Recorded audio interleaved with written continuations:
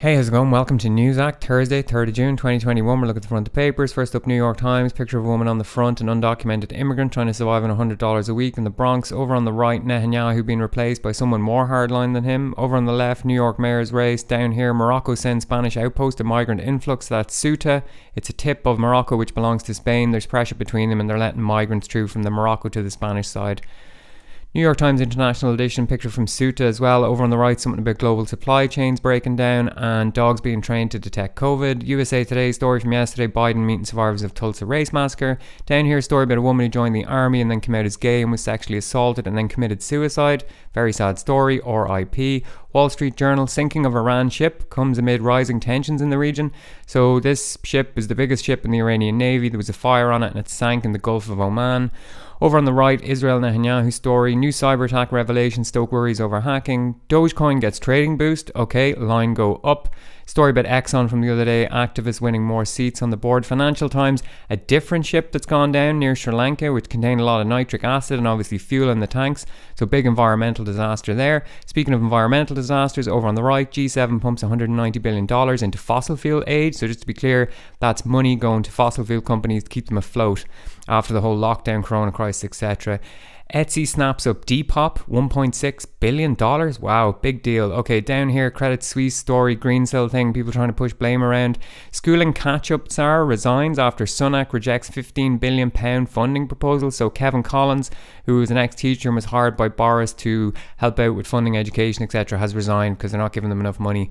Fair play to him. Irish Examiner, something about housing, something about partners not being able to attend in hospital when people give birth.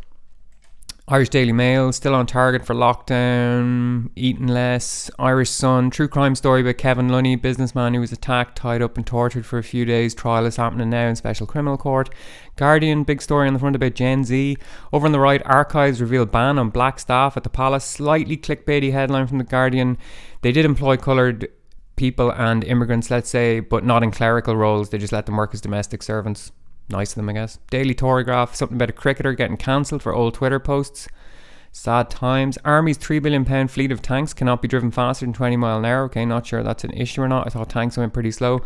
Down here, Alistair Heath, who is the editor of the Telegraph, has made an appearance with an opinion piece entitled "Obsessed Wokerati are fueling rise in anti-Semitism, for the love of God." The Times, dirty secret gives lobbyists access to heart of Westminster. Okay, we already knew that. There's a picture of Rishi Sunak, who was meeting people hoping to join the parachute regiment. Of course, the parachute regiment, famous for lots of atrocities in Northern Ireland, shooting civilians, etc.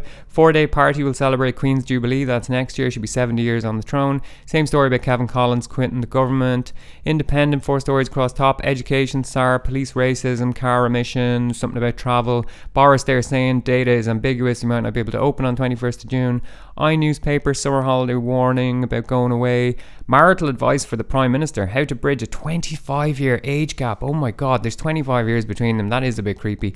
Daily Mail, true crime story, something about a new variant, Nepal variant. Trenton on holidays. Daily Mail, Queen's Jubilee, something, the education czar quitting the government again. Daily Express, Queen's Jubilee, Boris's guy quits. Metro, guy quits. Something about cricket. Daily Star, Jeremy, what's his face again? Jeremy Clarkson, that's his name. Old man getting angry there, he looks pretty angry. And something about bees. Alright, thankfully that's it for the day. If you want to stay off corporate media, just click the link in the description. Alright, thanks, good luck.